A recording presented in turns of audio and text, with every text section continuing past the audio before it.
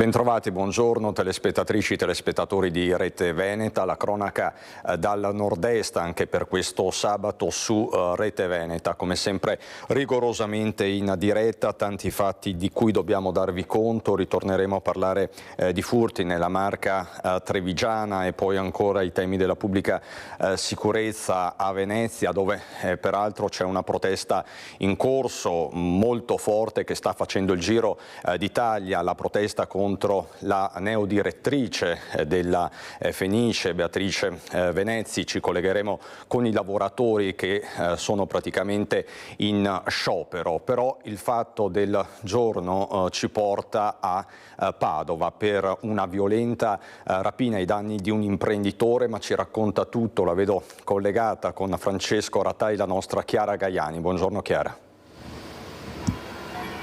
Buongiorno a tutti i telespettatori, buongiorno Cristian. Ci troviamo con il collega Francesco Ratai qui in Largo Europa, dove è accaduto il fatto a cui ti sei riferito, una rapina davvero violenta, o meglio una tentata rapina. Era l'ora di pranzo quando un imprenditore 46enne sceso dall'ufficio per andare a prendere qualcosa in uno dei numerosi bar della zona. Questa è una zona di servizi proprio a ridosso del centro storico di Padova. È stato avvicinato da due persone in moto che gli hanno tagliato la strada e si sono avventate su di lui con una violenza davvero brutale per tentare di strappargli l'orologio, un orologio di grande valore stimato circa 80.000 euro che aveva al polso. L'hanno buttato a terra, il rumore delle moto, le moto continuavano a rombare proprio per evitare che le grida dell'uomo attirassero delle persone. Hanno iniziato a dargli calci e pugni, hanno tentato di strattonare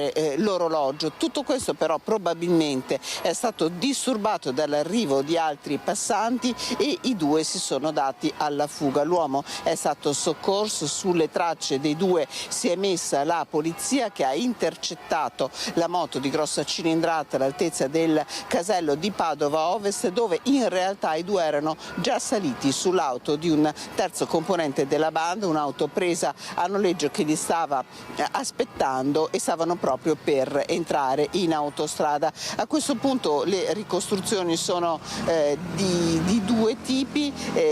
Pare che addirittura nel tentativo di fermare l'auto sia stato esploso un colpo di pistola, l'auto è stata bloccata, sono stati individuati e fermati i tre a bordo. Si tratta di tre napoletani di 66, 47 e 48 anni, dei trasfertisti professionisti che già il giorno prima a Bologna avevano derubato un rappresentante orafo. Infatti nella scocca dell'auto noleggiata sono stati recuperati 8 orologi di valore, 2 erano indossati dai motociclisti che hanno preso di mira l'imprenditore. L'imprenditore è stato soccorso, portato in pronto soccorso in ospedale e poi dimesso con contusioni su varie parti del corpo e una costola rotta, e immagino davvero uno shock, un'esperienza che sarà per lui difficile da dimenticare. I tre sono stati sottoposti all'arresto, sono in carcere a Padova. Tra l'altro 2 di loro erano evasi dagli arresti domiciliari. Una fedina penale lunghissima, professionisti di questa tipologia di crimini, infatti una lunga precedente di colpi di rapine ad orologi, quindi nel mirino proprio di questa banda, gli orologi preziosi e anche commessi all'estero. Uno di loro era stato anche arrestato per aver rubato un'importante opera d'arte da una basilica di Napoli. Su questo noi abbiamo appuntamento tra circa un'ora con il questore di Padova, quindi nelle edizioni di questa sera avrete anche la sua voce all'interno del servizio. Direi che per ora da Padova è tutto. Cristian, ti restituisco la linea. Chiara, grazie infinite, grazie Chiara Gaiani con Francesco Ratai da Padova per questa tentata rapina particolarmente violenta, ma rimaniamo a Padova dove tanti cittadini continuano a invocare nuovamente la zona rossa, soprattutto nella zona della stazione. Continua il clima di delinquenza e criminalità in stazione a Padova. 3 gli episodi registrati solo negli ultimi giorni da parte di baby gang. Prima l'aggressione a una barista da parte di alcune minorenni, poi l'attacco a una troupe Rai e infine 2 giovani irregolari bloccati dalla polizia mentre spacciavano davanti alla scuola di estetica. Una situazione diventata insostenibile per i padovani. Che Italia siamo noi? È la politica che ci porta in mezzo a noi del popolo, questa gente qui che ti fanno del male, non ha neanche documenti e niente, ma se lo so io che sono cittadino, le istituzioni tu lo sanno anche loro, però è la politica marcia che porta a questa cosa qua, non è la politica destabilizza, perché se la politica fosse come in Germania, che io ho lavorato in Germania, quando uno è fermo la notte cosa fai? Lavori, dove vai? Documenti, non c'hai documenti a posto, lo mandano via. D'altronde però se questi spacciano ci sono anche molti italiani che la usano. Ecco, per cui questi italiani dovrebbero farsi anche una mea culpa, cioè da un lato non li vogliono e da un lato hanno bisogno di questa gente che spacci. Per molti la zona rossa resta quindi una misura necessaria. Sicuramente sì, sicuramente dà più sicurezza di poter girare la sera, soprattutto per determinate categorie di persone, magari un ragazzo ne risente meno, però magari una ragazza, una signora, una donna circolare in determinate ore può sentirsi più al sicuro. Per l'amor di Dio non è che faccio, come dire, stigma di nessun genere, ma ritengo che tenere sotto controllo, diciamo, in generale contro la pericolosità sia una questione da tenere sempre presente, visti i tempi. Rimaniamo nel Padovano dove un 18enne che ha tentato di rubare una bici elettrica è stato scoperto e arrestato dai carabinieri. Siamo a Villa del Conte. Scoperto a rubare una bici elettrica nello scantinato di un'abitazione a Villa del Conte, un giovanissimo ladro di appena 18 anni è stato arrestato dai carabinieri dopo l'allarme del proprietario di casa che, sentendo i rumori, si era trovato faccia a faccia con il ladro. I carabinieri, una volta identificato il 18enne, hanno scoperto che solo poche ore prima a Donara di Tombolo era stato fermato perché trovato in possesso di un'altra bici elettrica rubata e denunciato così per ricettazione, mentre il mezzo era stato restituito. Il 18enne è stato arrestato, processato per direttissima. Il giudice ha disposto l'obbligo di dimora a Tombolo. E a proposito di furti, la marca trevigiana resta senza pace, i raid sono continui come vi stiamo raccontando in queste settimane. Ci aggiorna la nostra Francesca Bozza che si trova con Nicoletta Rizzetto, se non sbaglio Francesca a Carbonera.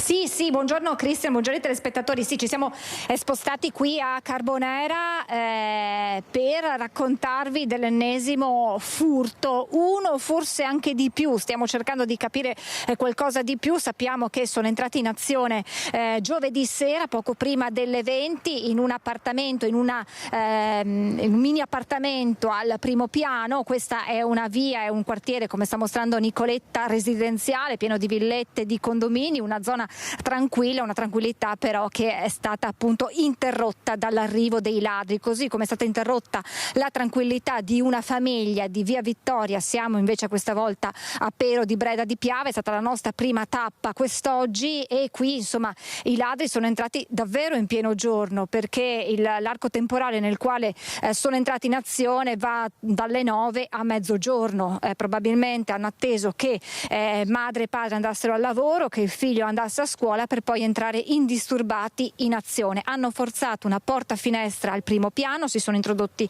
in casa, molto probabilmente sono andati al primo piano nelle stanze, sappiamo che essere le prime aree di un'abitazione che vengono prese di mira in cerca di preziosi. Infatti hanno portato via alcuni gioielli, degli orologi che appartenevano alla nonna dei proprietari, degli orecchini che invece erano un ricordo della cresima della padrona di casa, e hanno messo davvero tutto su quadro. Hanno persino rovesciato un grande mobile, probabilmente alla ricerca di denaro. Hanno svuotato completamente gli armadi, svuotandoli di tutto quello che era all'interno e buttandoli a terra, e dopodiché si sono diretti al piano terra, e qui hanno portato via una friggitrice ad aria, un ferro da stiro, dei videogiochi, il joystick e le cuffie che usava il ragazzo per giocare ai videogiochi, e poi delle cose curiose anche, proprio per farvi capire che spesso probabilmente si tratta anche di bande impreparate. Sono stati trovati dei deodoranti sopra il tavolo della cucina che sono stati spostati da uno dei bagni dell'abitazione, e prima di andarsene, probabilmente assettati, si sono anche bevuti un bicchiere di succo di frutta lasciato poi sopra il tavolo. Insomma, siamo sempre più abituati a questi colpi anche curiosi, ma che lasciano dietro di sé una scia di inquietudine, di paura. I residenti che abbiamo così incrociato ci hanno detto: ecco, ci risiamo, adesso si ricomincia con questa angoscia, arriva il buio presto e insomma i ladri, i malviventi trovano facile via d'uscita. Fa un po' strano, ma anche per le stesse forze dell'ordine, che i ladri se ne siano andati con degli oggetti così voluminosi, perché la friggitrice ad aria, ci spiegavano, era particolarmente grande, quindi se si sono allontanati a piedi nei campi che circondano la zona, effettivamente un po' nell'occhio probabilmente dovevano darlo, ma bisogna capire se magari avevano parcheggiato un mezzo un po' più distante per poi caricare la refurtiva ed andarsene. Refurtiva ancora da quantificare, perché ci spiegavano i proprietari che ogni giorno, ogni minuto emerge che qualcosa purtroppo non c'è più e se n'è andato per sempre, e insomma, e questo chiaramente fa male, come potete tutti immaginare. Quindi purtroppo la stagione dei ladri sta ricominciando e ahimè dovremo tornare ad occuparcene spesso per mantenere alta l'attenzione su un fenomeno che, come detto, lascia molta insicurezza e inquietudine nelle vittime, ma anche a chi vi abita vicino. Cristian, se non hai domande, da Carbonera con Nicoletta Rizzetto è tutto. Grazie Francesca per tutti questi aggiornamenti, a te e Nicoletta Rizzetto. E hanno deciso di non rispondere alle domande i tre fratelli Garbin, Massimiliano, Massimo e Luigi. Si sono avvalsi della facoltà di non rispondere nel corso dell'interrogatorio di garanzia di fronte al GIP Gianluigi Zuliani. I tre fratelli Garbin, insieme a Donovan Locato, che si trova agli arresti domiciliari, sono accusati di essere i componenti della banda che ha preso di mira tabaccherie, farmacie e supermercati, negozi. Una lunga scia di colpi che ha terrorizzato la Marca dal dicembre del 2024 fino all'estate scorsa. Le indagini coordinate dalla Procura di Treviso sono state condotte con appostamenti, pedinamenti e attività tecniche, ma appunto i fratelli Garbin si sono avvalsi della facoltà di non rispondere, quindi la linea per il momento è quella del silenzio. Vi mostro l'apertura di Treviso Today, grazie a Renato Capoia e Francesco Ceroni in regia. Tentano di prendere la pistola i carabinieri, Maranza neutralizzati dallo spray urticante. È successo a Castelfranco Veneto, tensione nella notte in via Staizza, nella città del Giorgione, arrestati per resistenza pubblico ufficiale un 26enne marocchino di seconda generazione e un 19enne di origine marocchina, entrambi residenti in provincia di Padova. Questo è l'aggiornamento che vi possiamo dare dalla Castellana. Ma noi ritorniamo nel Padovano per un episodio particolarmente grave di maltrattamenti in famiglia. Scoperto a rubare una bici elettrica nello scantinato di un'abitazione a Villa del Conte, un giovanissimo ladro di appena 18 anni è stato arrestato dai carabinieri dopo l'allarme del proprietario di casa. Un ammonimento per comportamenti aggressivi nei confronti della sorella, un divieto di avvicinamento dalla casa familiare deciso dal Tribunale di Padova. Nonostante i provvedimenti, un 21enne martedì era riuscito a entrare nell'abitazione approfittando della porta d'ingresso che si chiude male, lasciata inavvertitamente aperta dalla madre. Quando la sorella se l'è trovata davanti, non ha esitato a chiamare il 113. Le volanti della polizia arrivate sul posto lo hanno trovato ancora in casa e lo hanno arrestato. Numerosi precedenti del giovane, che è accusato anche di aggressioni lungo la strada a donne che non conosceva. L'arresto del 21enne è stato confermato durante l'udienza di convalida. Chiuse dalla Procura di Treviso le indagini sull'omicidio di Francesco Favaretto, il 22enne morto all'ospedale Cafoncello 11 giorni dopo essere stato aggredito il 12 dicembre scorso in via Castelmenardo da una gang di 10 tra ragazzi e ragazze che volevano rapinarlo di un panetto di hashish. Sono 4 i giovani contro i quali il sostituto procuratore Giulio Caprarola intende procedere per i reati di concorso in omicidio e concorso in rapina. Si tratta dei maggiorenni della gang che partecipò alla dall'aggressione di Favaretto. Per gli altri 6 indagati minorenni, uno dei quali è rinchiuso nell'istituto minorile di Santabona, c'è un procedimento in corso al Tribunale dei minori di Mestre. I giudici dell'udienza preliminare nelle scorse settimane hanno accolto la richiesta fatta dal legale del quindicenne, l'avvocato Fabio Crea, di un processo in rito abbreviato condizionato da una nuova perizia medico-legale che dovrà valutare se il colpo al torace inferto durante la prima parte dell'aggressione dal quindicenne sia stato una concausa del decesso di Favaretto. E veniamo alla cronaca dalle strade del nord-est, in particolare dal Vicentino. C'è stato un grave incidente stradale ieri sera a Thiene. Erano passate da poco le 19:30 a Thiene lungo la Valsugana, quando 2 auto, una Golf e una Citroën, si sono scontrate all'altezza di via San Giovanni Bosco. Secondo la ricostruzione preliminare degli agenti di polizia locale nord-est vicentino, la Citroën, condotta da un 23enne, si stava immettendo sulla carreggiata, mentre la Volkswagen, guidata da un 28enne, stava sopraggiungendo in direzione Zugliano. L'impatto improvviso violento ha fatto perdere il controllo della Golf, che ha concluso la corsa ribaltandosi. Fortunatamente i conducenti hanno riportato ferite lievi. Sul posto anche una pattuglia dei carabinieri. E si terranno lunedì alle 15:30 nella chiesa di Castelmigno di Resana i funerali di Morena Mazzocca, la 50enne investita da una 39enne mentre stava camminando lungo via Giotto a Castelfranco Veneto dopo aver portato il figlio a scuola. La tragedia era avvenuta il 15 di settembre. La donna, portata in ospedale in condizioni gravissime, morì 2 giorni dopo a causa dei forti traumi riportati nell'incidente. La Procura della Repubblica di Treviso per questo ha aperto un'inchiesta e ha indagato proprio la 39enne guidatrice della Fiat 500X per omicidio stradale. Vi dico già che fra poco ci collegheremo con Vicenza per il taglio del nastro del nuovo Parco della Pace, un'opera molto attesa dai vicentini. Ci collegheremo con la nostra Luisa Bertini, l'inaugurazione è in corso, quindi vi porteremo appunto a Vicenza e vi racconteremo l'atmosfera di questa giornata. Prima però vi parlo di un altro fatto del giorno, perché un preciso segnale anche politico è partito dall'Università Ca' Foscari di Venezia, che ha deciso di tranciare ogni rapporto con Israele. Per l'Ateneo veneziano è diventato ormai insostenibile avere a che fare con enti di ricerca e università rappresentanti di un governo che non rispetta, testuali parole, i diritti fondamentali del popolo palestinese, il diritto internazionale umanitario e le risoluzioni delle Nazioni Unite. Così si legge nella mozione approvata dal Senato accademico e ratificata dal Consiglio di amministrazione. L'Università Ca' Foscari Venezia, si legge nel testo della mozione, condanna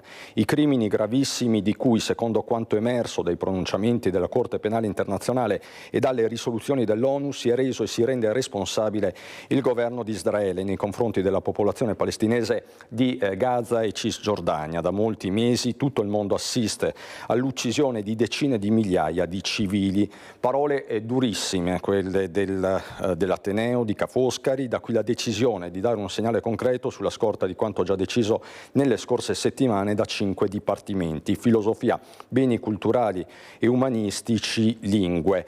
Così dunque Ca' Foscari, che interrompe, lo ripeto, ogni rapporto con Israele. E un altro segnale importante dal punto di vista internazionale è partito nelle scorse ore da Padova, l'appello di un gruppo di sanitari internazionali che invita la società medico-scientifica a intervenire sulla catastrofe sanitaria in corso proprio sulla striscia di Gaza. Il nostro messaggio è quello che non si può stare in silenzio. Neutralità non significa stare in silenzio, anzi significa, in situazioni di crisi gravi come quelle che stanno succedendo, prendere una posizione netta. E non sono rimasti in silenzio i chirurghi e i professionisti sanitari internazionali, che lanciano un appello con una lettera che parte da Padova sulle pagine di The Lancet. Obiettivo: fare rumore e agire per proteggere operatori sanitari, pazienti e strutture ospedaliere a Gaza. Abbiamo deciso di fare questa lettera quindi su base individuale, proprio perché le società scientifiche non ci appoggiavano. in cui il tema centrale è proprio quello, al di là della politica, noi non prendiamo posizione, non è il nostro compito quello di prendere una posizione specifica, ma quello su cui dobbiamo prendere posizione è su quello che sta avvenendo a livello di sistema sanitario palestinese, che viene deliberatamente e continuamente distrutto. Si contano più di 1500 medici e operatori sanitari uccisi in Palestina, ci sono il 94% degli ospedali che sono o danneggiati o messi fuori uso, e questo, oltre a uccidere dei civili, dei malati inermi negli ospedali, ha delle conseguenze indirette molto importanti, perché molte patologie importanti che noi curiamo ogni giorno in un ospedale fortunato come quello di Padova, tipo i tumori, i pazienti che hanno bisogno di trapianto, non possono avere cure. La lettera Gaza's Health Aside, Medical Societies Must Not Stay Silent, pubblicata online, uscirà nel numero cartaceo del 4 ottobre. Il professor Alessandro Vitale è il primo di tanti firmatari, come il professor Umberto Cillo, direttore centro trapianti di fegato di Padova, ma anche un chirurgo palestinese e uno israeliano. Un monito alle società scientifiche per prendere una posizione netta, perché qua non si tratta di politica, si tratta di un aspetto umanitario da sostenere, e perché questo poi non avvenga mai più, neanche in futuro. E continuiamo in qualche maniera a parlare di pace, perché a Vicenza è stato inaugurato, è in corso l'inaugurazione, ma adesso Luisa Bertini ci racconta tutto. È in corso l'inaugurazione del Parco della Pace. Luisa, buongiorno.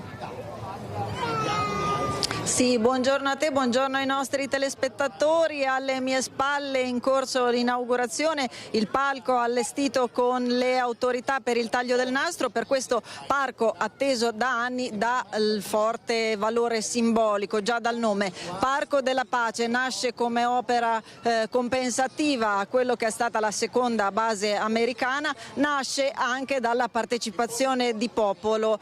Qui c'era una volta la Dalmolin.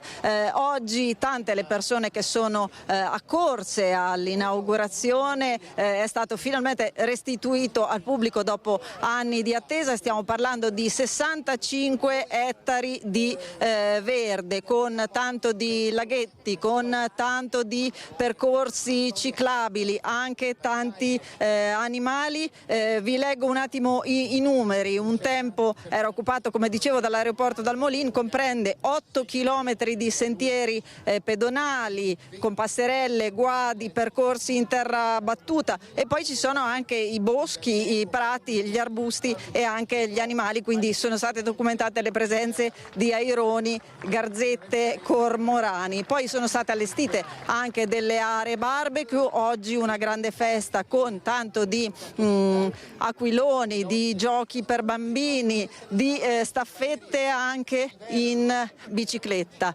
Parco della Pace che nei giorni scorsi, prima del taglio del nastro, ha anche accolto diverse manifestazioni dal valore simbolico più che mai in questi giorni, che diciamo la tensione su Gaza si fa sentire, tanto più che l'altro ieri il vescovo con tutte le altre religioni, i rappresentanti delle religioni cittadine, hanno fatto una preghiera collettiva qui all'alba, quindi un momento simbolico di importanza spirituale, anche alla presenza del sindaco di Betlemme. Ieri sono stati ospitati proprio qui al Parco della Pace, all'Hangar 1, 150 sindaci provenienti un po' da tutte le parti d'Italia per lanciare un messaggio importante, quindi per lanciare anche la loro partecipazione a quella che sarà la manifestazione tra Perugia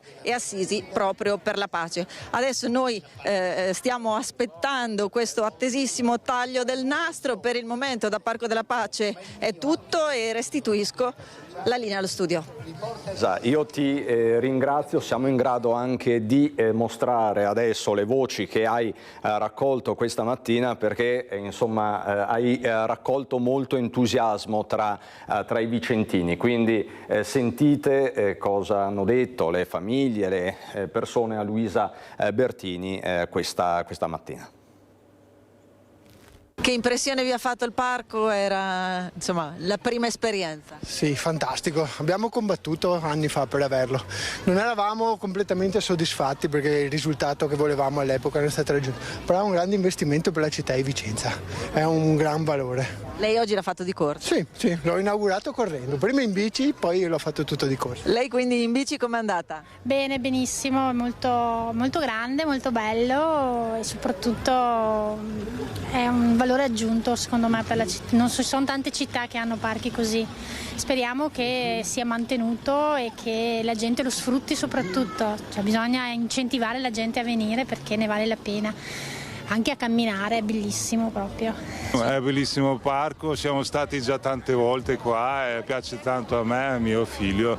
Adesso andiamo a scoprire nuove cose, che è molto bello perché adesso vedo che c'è anche torre di arrampicata, rugby, tutto per grandi e piccoli. L'ho trovato interessante e bello, anche ben curato, con le aree ecologiche così lasciate, diciamo, che crescano naturalmente, e questo è un bene anche per la fauna, per gli animali, per tutto, ma dopo è bello anche avere un parco così, una città così piccola, diciamo, avere un parco così grande. Siamo arrivati in macchina e non lo so cosa aspettarmi, vedremo. È molto bello questo parco, veramente bello anche per i bambini, per i miei nipotini. Lei li porterà? Sì, penso di sì. Ecco, poi verrò anche a correre perché a me piace correre, quindi è bello. E proprio al Parco della Pace ieri si sono riuniti i sindaci non solo del Nord-Est per lanciare un messaggio. È una grande giornata per Vicenza, per il Parco della Pace, l'abbiamo voluto aprire con i sindaci italiani, ci sono qui sindaci da tutta Italia dando un messaggio forte sul tema della pace, in un momento in cui i conflitti dalla Palestina all'Ucraina a tante altre parti del mondo stanno insanguinando il nostro pianeta. Dai sindaci arriva forte la richiesta di pace, lanceremo da qui la partecipazione alla marcia Perugia-Assisi e poi alla nostra Assemblea Nazionale in cui il tema della pace sarà centrale. Noi seguiamo quelli che sono stati anche gli insegnamenti di Giorgio La Pira, che ha sempre definito i sindaci come dei costruttori di pace, e noi oggi veramente abbiamo la necessità, laddove gli stati non riescono a garantire un dialogo, di poter noi stessi essere ponte di dialogo e di relazione. Noi come Comune di Valdagno già alla fine dell'anno scorso abbiamo approvato una mozione per il riconoscimento dello Stato di Palestina, e quindi oggi per noi era quasi doveroso essere qui. Sappiamo che molti stati stanno aderendo a questa iniziativa e contiamo anche con questa giornata di oggi di porre il tema sulla pace. Portare questo messaggio ai nostri cittadini in primis, cercando di utilizzare anche la gentilezza in questo modo, cercare di abbassare i toni per arrivare appunto tutti assieme a raggiungere quello che sembra in questo momento storico difficile da raggiungere. Da sindaco della città di Treviso, che nel 1944 ha toccato con mano la distruzione e la morte civile, ricordo che 2600 bombe in 11 minuti provocarono 1600 morti trevigiani, ma oggi rivediamo nel mondo situazioni analoghe, con morti civili, bambini, ancora armi, bombe e distruzione. Ecco, noi lanciamo un appello al cessate il fuoco e soprattutto lavoriamo per un futuro di pace, perché evidentemente non abbiamo fatto il tesoro degli errori del passato. Quindi ringrazio tutti i sindaci che anche questa volta indicano una direzione diversa, no scontro ma dialogo. Pace e guerra, guerra e pace, questo è il clima geopolitico che stiamo vivendo, e sullo sfondo si è svolta nelle scorse ore al Circolo Unificato dell'Esercito a Padova la cerimonia di avvicinamento al Comando Forze Operative Nord tra il generale di Corpo d'Armata Maurizio Riccò e il generale di divisione Ugo Cillo.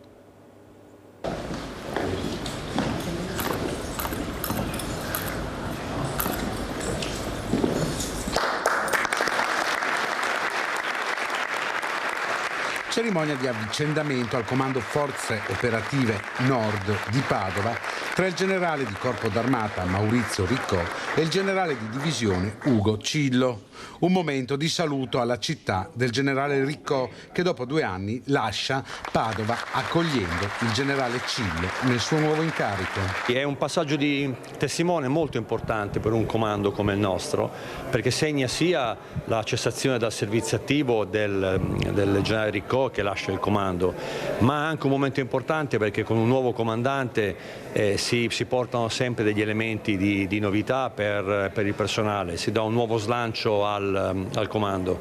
In un momento importante e cruciale per la politica internazionale arriva anche la ristrutturazione degli alti comandi e dei comandi di vertice dell'esercito.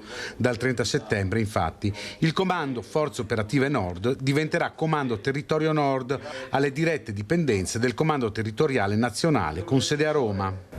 Sì, un momento internazionale molto particolare, come giustamente lei ha detto, e questa trasformazione deriva anche dalla presa d'atto della necessità di adeguare la struttura dell'esercito a questo momento. Infatti le forze operative che noi perderemo dal 30 di settembre verranno messe sotto il comando delle forze operative terrestri di Verona, mentre noi assumeremo una configurazione, diciamo, più strettamente territoriale, con competenze più sul territorio.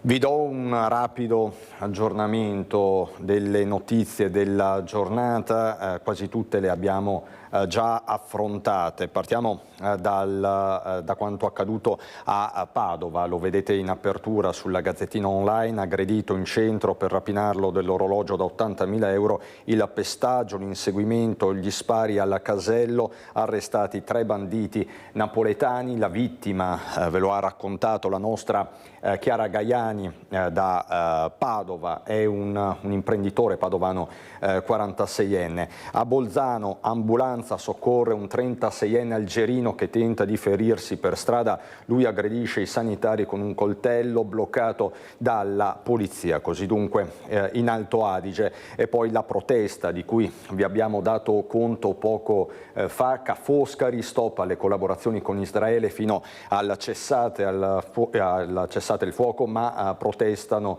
gli studenti per la parola genocidio. E poi c'è un altro caso di cui vi abbiamo dato conto, ma la polemica è aperta ed è un vero e proprio caso diventato nazionale, quello delle scuole primarie battisti di Mestre. Troppi stranieri, italiani costretti ad andarsene, così dicono tanti genitori, e interviene anche il dirigente scolastico.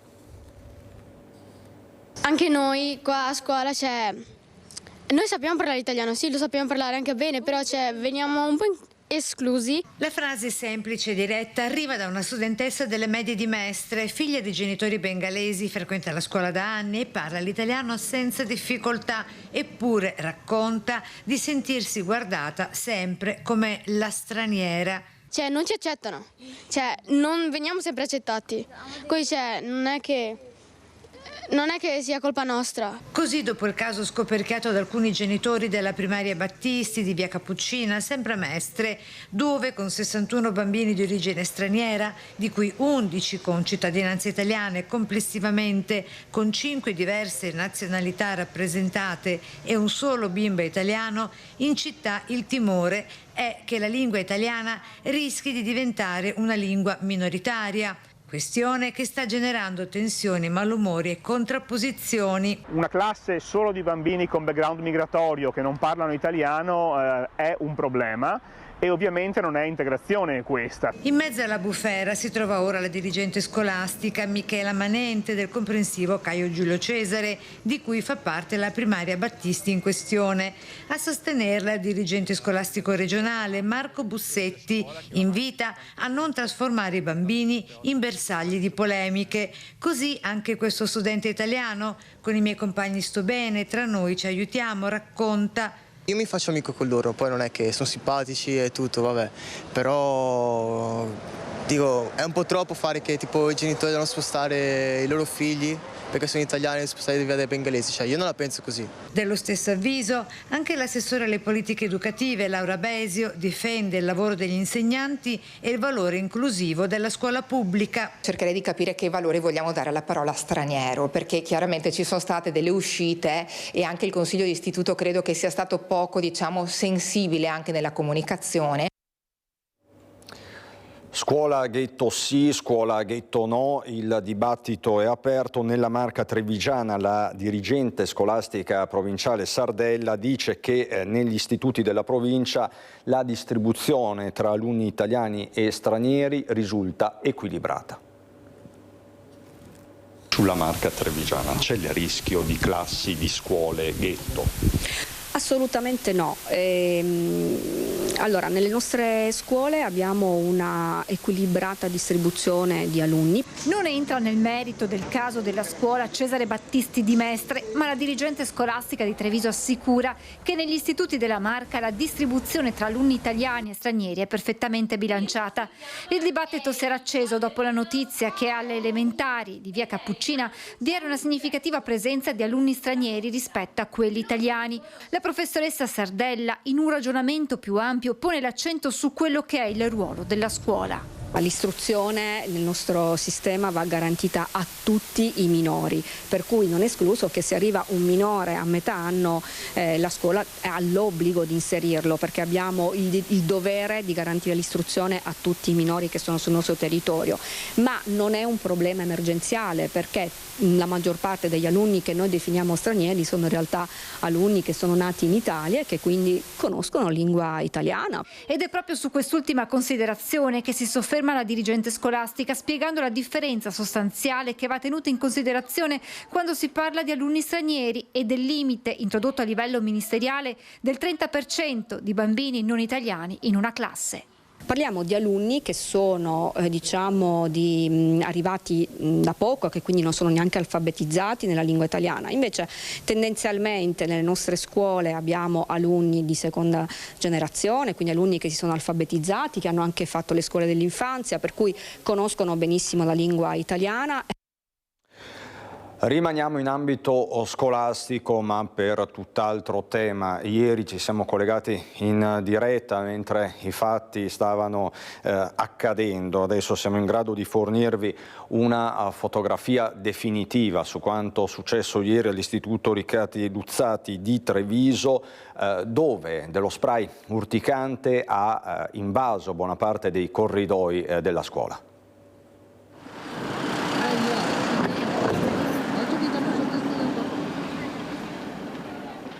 Ambulanze, vigili del fuoco, polizia. Il bilancio è di 10 studenti e studentesse con sintomi da dispnea, 2 ragazze portate in pronto soccorso in condizioni non preoccupanti. Il gas urticante contenuto nello spray al peperoncino si è in fretta propagato a tutta la scuola. Si è rientrate dalla ricreazione e hanno iniziato tante persone a lamentarsi del fatto che non riuscivano a respirare, che gli bruciava la gola o gli occhi. Noi però siamo al piano di sopra, quindi non abbiamo sentito questi odori, però ci hanno fatto evacuare tutti perché si stava propagando la cosa. Momenti concitati, una ragazza di rientro dalla pausa si è accorta che la bomboletta che aveva portato la sera precedente con sé le era rimasta dentro la giacca. La curiosità dei compagni e poi d'un tratto la nebulizzazione. Siamo rientrati, è arrivato l'odore al secondo piano, siamo riusciti.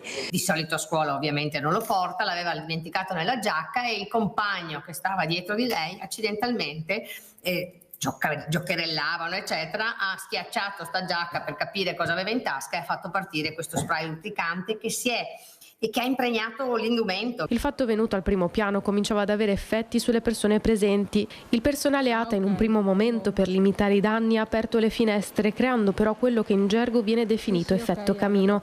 Il gas così si è velocemente disperso in gran parte dell'istituto. Vedendo gli effetti anche su alcuni studenti è stato richiesto l'intervento delle forze dell'ordine, soccorritori e vigili del fuoco. I ragazzi appunto hanno capito che questa cosa si stava diffondendo, quindi hanno avvertito anche i docenti. Nel frattempo avevamo provveduto a mettere in atto il piano di sicurezza della scuola quando succedono appunto situazioni di questo genere e hanno evacuato, alcuni hanno manifestato fastidio, avevano rossore alla zona della gola e prurito in gola. Ci è voluta circa un'ora perché tutto tornasse alla normalità e l'aria all'interno della scuola si ripulisse. Intervenuti per questo anche i vigili del fuoco che, una volta prese le misurazioni e accertato le condizioni di salubrità dell'aria, hanno potuto far rientrare i ragazzi e professori nell'istituto. Rimasti con il personale medico solo alcuni studenti per degli accertamenti.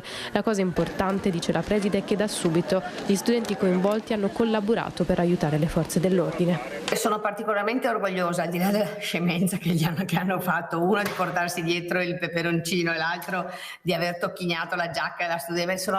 Fanno queste cose in maniera, come posso dire, con poco raziocinio. Ho trovato assolutamente positivo che si siano immediatamente presi le loro responsabilità. La Presidente del Consiglio Giorgia Meloni ha avuto nelle scorse ore una conversazione telefonica con Armanda Colusso, la madre di Alberto Trentini, detenuto in Venezuela. Meloni ha rinnovato la propria personale vicinanza e quella del governo alla famiglia dell'operatore umanitario italiano, che ha potuto ricevere una visita del capo missione italiano a Caracas lo scorso 23 settembre. La Premier, si legge in una nota, ha confermato alla signora Colusso Trentini la grande attenzione con cui l'esecutivo segue la vicenda e il suo massimo impegno attraverso tutte le strade praticabili per un esito positivo. Questo quindi l'aggiornamento sulla vicenda del cooperante del Lido di Venezia. Noi ritorniamo alla cronaca e andiamo nella Bassanese, a Pove del Grappa, dove i carabinieri hanno sospeso l'attività di una ditta. Vediamo perché. Attività sospesa, denuncia, ammende e sanzioni per oltre 12.000 euro. È il bilancio di un'attività di controllo in materia di salute e sicurezza sul lavoro messa in atto dai carabinieri del Comando Provinciale di Vicenza. Nei giorni scorsi i militari della stazione di Solagna, coadiuvati dai colleghi del Nucleo Ispettorato del Lavoro di Vicenza, hanno eseguito delle verifiche mirate in un mobilificio di Pove del Grappa.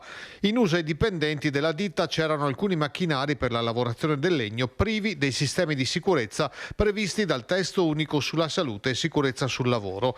In seguito alla verifica dei carabinieri è scattato quindi il deferimento alla Procura della Repubblica di Vicenza dell'amministratore unico dell'azienda, un 57enne del Trevigiano. Tra i provvedimenti adottati dagli uomini dell'Arma si è aggiunto anche un provvedimento di sospensione dell'attività produttiva imprenditoriale, oltre alle multe previste dalla normativa vigente. Ritorniamo a Padova città perché dopo i gravi allagamenti di agosto sono ben 123 le famiglie che chiedono al comune un risarcimento che quantificano in oltre 500.000 euro. Prima di tutto che risolvano il problema, perché veramente è un disagio non indifferente. E poi comunque sì, abbiamo chiesto anche i danni. A Padova oltre 120 famiglie non ce la fanno più, sono arrabbiate, deluse e ancora provate da quei giorni in cui l'acqua ha invaso e rovinato le loro case, un incubo che hanno paura si ripeta al prossimo temporale. Siamo andati sotto acqua, si sono allagate le vie e quindi impedendo l'accesso e l'uscita dalle rispettive abitazioni ben 4-5 volte nel giro di un mese e mezzo quest'estate. Per questo il gruppo civico Mabul, che raccoglie residenti delle zone di via Cremonino, di via Comino, ma anche dei quartieri di Madonna Pellegrina e Sacra Famiglia, hanno chiesto al comune un risarcimento danni da oltre 570.000 euro. Cerchino di risolvere il problema di questi allagamenti, perché evidentemente le tubature che sono già sotto il livello della strada a un certo punto non ricevono più l'acqua e quindi i tombini si bloccano e le strade si riempiono d'acqua, poi entrando anche chiaramente i giardini. Che risolvino questo problema facendo qualcosa, non so se è possibile, simile a quello che sia stato fatto a Volta Barozzo tanto tempo fa, o comunque che trovino il sistema. Nel mirino gli allagamenti di agosto scorso che hanno colpito decine di vie, una lunga lista di strade sommerse per cui ora i cittadini chiedono risposte e rimedi. E sta facendo discutere a Possagno un cantiere aperto circa un mese fa a ridosso del tempio di Antonio Canova. La polemica in particolare è tra il sindaco Valerio Favero e l'ex parlamentare della Lega Giuseppe Paolin.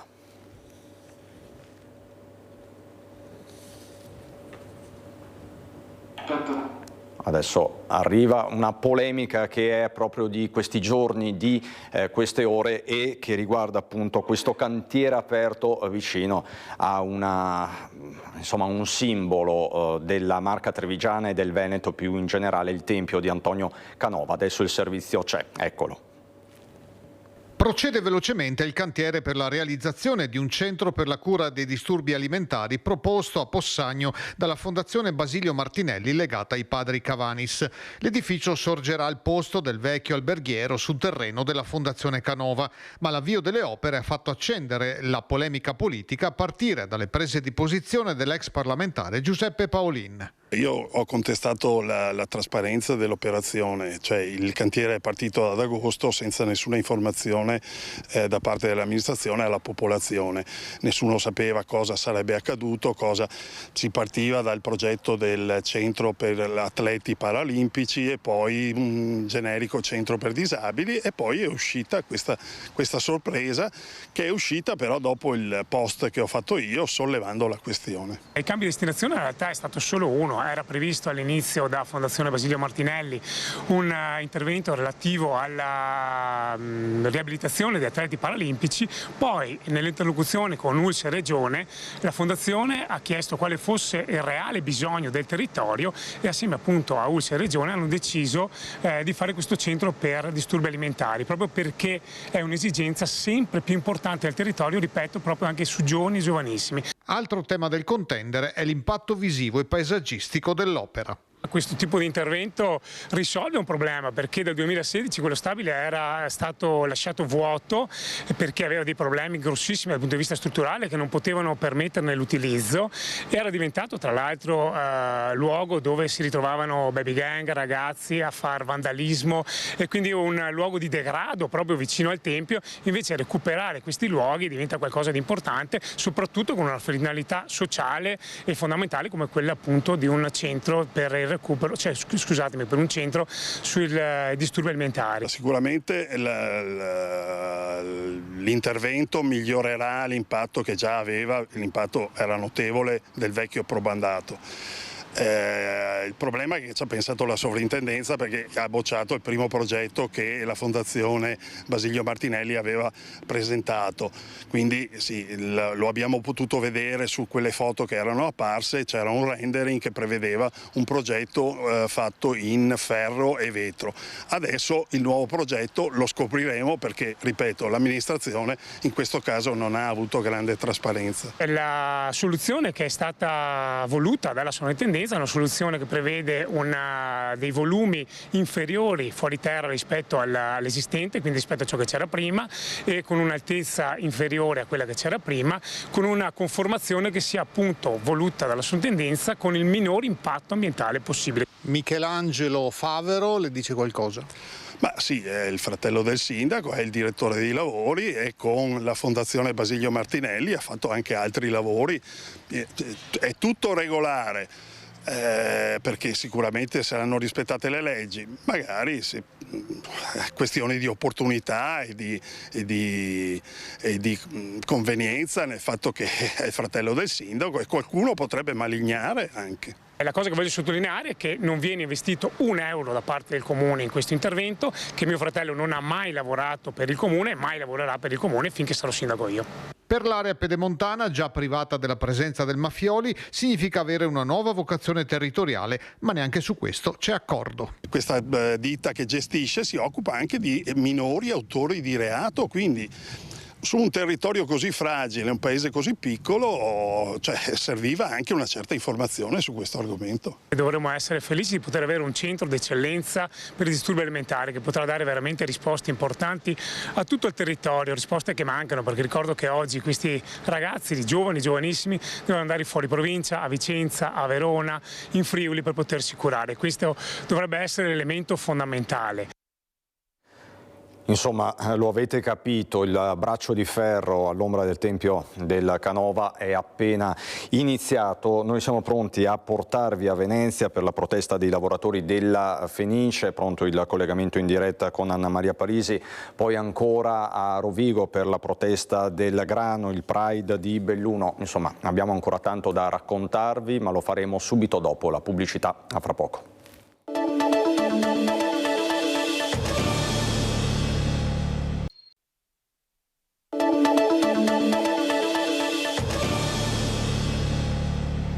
Di nuovo in diretta Focus TG, vi do un brevissimo riepilogo dei fatti del giorno. Aggredito in centro per rapinarlo dell'orologio da 80.000 euro, il pestaggio, l'inseguimento, gli spari al casello, arrestati 3 banditi napoletani. È successo a Padova, vittima un imprenditore 46enne, questo 36enne invece è algerino che è andato in escandescenza a Bolzano e ha ferito gravemente i sanitari che lo stavano soccorrendo. È stato bloccato dalla polizia. A Pasiano, studentessa di 14 anni scende dalla corriera e viene travolta da un'auto. Dopo il volo di 10 metri ha battuto violentemente la testa ed è grave. Siamo stati poi a Vicenza per l'inaugurazione del Parco della Pace, un momento molto atteso da tutta la città, e vi abbiamo parlato del nuovo raid di furti nella Marca trevigiana tra Pero e Carbonera. Ma la vedo collegata, pronta, se non sbaglio, la nostra Anna Maria Parisi per parlarvi di un caso che ormai è nazionale. Anna Maria, buongiorno. Sì, buongiorno Cristian, è diventato, come dicevi tu, effettivamente un caso nazionale, la vicenda del nuovo direttore del teatro, dell'orchestra del teatro La Fenice, la Beatrice Venezzi, nei confronti della quale si è mosso tutto il mondo della Fenice, ovvero quello dei lavoratori, dei musicisti, dell'orchestra, che dicono questa è una nomina decisa dal sovrintendente Colabianchi ma calata dall'alto, da Roma, noi non la vogliamo. E così Marco Trentin, segretario provinciale della FIALS. Allora, la questione non è politica evidentemente, perché a noi della politica in questo caso non abbiamo nulla a che fare, non ci interessa assolutamente alcunché. Quello che abbiamo scritto nei comunicati è chiaro ed evidente a tutti. Noi riteniamo che il Teatro La Fenice, una delle più grandi istituzioni musicali al mondo e celebrata nel mondo, abbia la necessità, come è successo in passato, di dover collaborare con artisti di altissimo livello, con tutto il rispetto per la signora Venezia per il suo lavoro.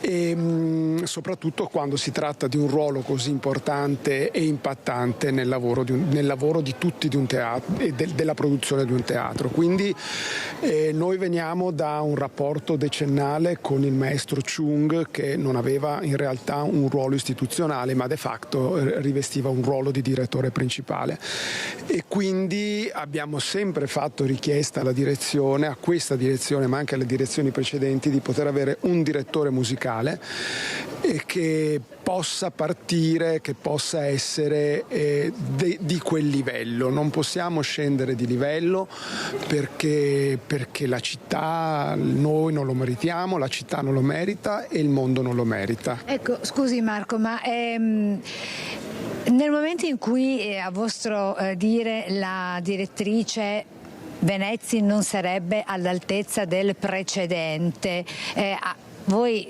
avreste anche un nome da suggerire, condividendolo nel principio della condivisione contro cui voi adesso lamentate, nei confronti del quale lamentate, c'è stato da parte, a vostro dire, dal sovrintendente Colabianchi, da condividere con lo stesso? Ma guardi, il sovrintendente aveva promesso non più tardi della scorsa settimana un confronto con i lavoratori perché aveva una serie di nomi sulla scrivania da valutare. Avrei alcuni nomi, ma io non voglio fare alcun nome perché poi non vorrei che sembrasse tirare la volata a qualcuno piuttosto che a qualcun altro. I nomi ci sono, avremmo dovuto confrontarci come aveva promesso il sovrintendente, in realtà questo non lo ha fatto e questo è stato l'inizio di un crash. Quindi questa sera la grande mobilitazione da parte degli oltre 300 lavoratori appunto del teatro La Fenice, tra musicisti e non soltanto dell'orchestra. Come avverrà questa protesta? Allora, la protesta è già iniziata ieri con la proclamazione dello stato di agitazione a seguito dell'assemblea generale e niente, inizieremo oggi poi con manifestazioni concrete. Quindi prima dell'entrata del pubblico faremo volantinaggio e alle 8, poco prima che entri il direttore, leggeremo un comunicato al pubblico. Grazie a Marco Trentin del sindacato provinciale della FIALS, musicista dell'orchestra del teatro La Fenice. Per il momento è tutto, vi restituiamo la linea da Venezia con Francesca Pezzo per la parte tecnica. Grazie davvero Anna Maria. Vi faccio sentire anche le parole pronunciate poco fa dal sindaco Brugnaro. La prima sensazione è che mi dispiace perché La Fenice per me è un po' una famiglia, per cui il rispetto di quello che la gente pensa deve essere sacrosanto, non è una cosa da poco. Ci parlerò, proverò a capire. Io devo dire che sui giovani sono sempre scommesso e mi rendo conto, e questa è la dimostrazione, che adesso ho letto anche comunicati sulla capacità o meno, sulla professionalità o meno, però voi potete capire che non posso entrare sulla professionalità di un maestro d'orchestra, non ho le competenze. Però questo lo voglio un po' approfondire, voglio farmi spiegare, perché è difficile che a 30 anni tu abbia le competenze che ha uno che ne ha 50 o 60. Se fosse così rischiamo di non avere mai nessun ricambio. Sui giovani non si crede mai, abbiamo una nazionale che non dice niente perché i giovani non giocano. Poi adesso cercheremo di capire. Io penso che siccome la nomina vale da novembre del prossimo anno, si potrebbe anche ragionare su un percorso di conoscenza reciproca. Poi c'è sempre qualcuno che sa sempre tutto. Io dico, parliamoci, adesso io sicuramente mi siederò anche con loro a capire. Dicevamo caso nazionale, è intervenuto Donzelli, colonnello meloniano, che dice Venezia è bravissima, zittirà tutti i soloni, è stata scelta per capacità e la sinistra è impazzita, quindi i toni non si placano. Noi adesso andiamo in pubblicità, fra poco.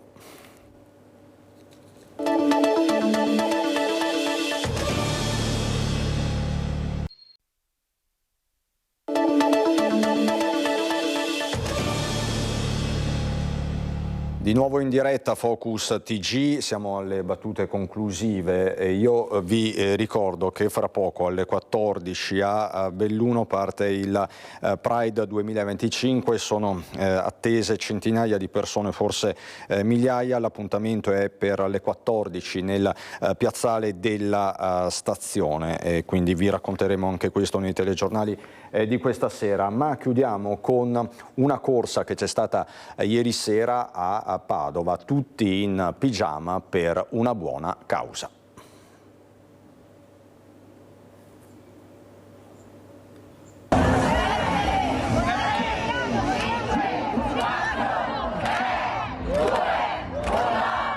Un risultato oltre le aspettative: sono stati 1554 gli iscritti alla Pigiama Run, la corsa camminata solidale organizzata dall'ILT.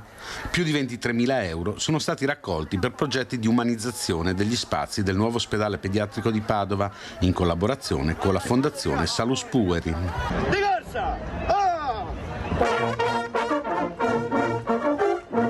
Pigiama e peluche lungo le strade di Padova in una corsa di solidarietà che si è svolta in contemporanea con altre 32 città italiane. Il meteo è stato clemente con i tanti che hanno voluto portare la loro solidarietà ai piccoli malati oncologici. Premiati i gruppi più numerosi e i costumi più curiosi in un evento che in Prato della Valle, dove è stato allestito il Village, ha accolto con giochi e talk grandi e bambini. Così è a Padova, grazie a Renato Capoia e Francesco Ceronna in regia, grazie a tutti voi per la cortese attenzione. Focus TG finisce qui, buon proseguimento di giornata.